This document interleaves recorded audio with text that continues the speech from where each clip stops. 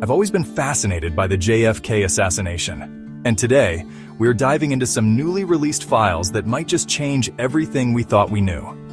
These files, previously sealed from the public, are finally seeing the light of day, thanks to some, let's say, interesting moves by both Trump and Biden. And hey, we're keeping it classy with a black and white vibe because nothing says mysterious government files like some good old-fashioned noir, right?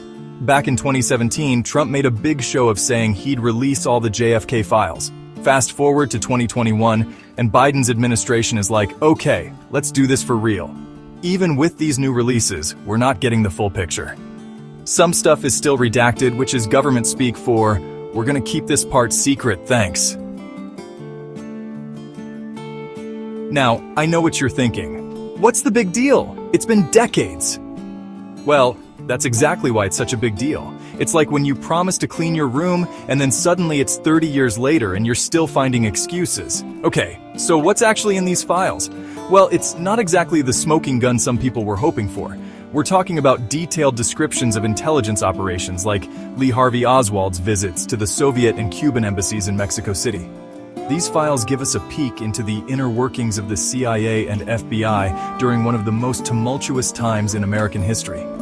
We're seeing memos, reports, and even some pretty wild plans that never came to fruition.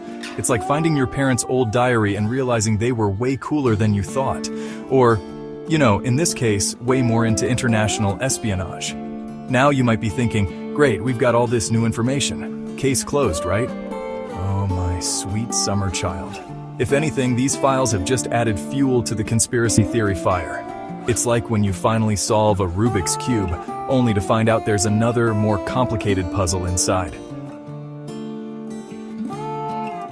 But let's not forget, there are still files that remain classified.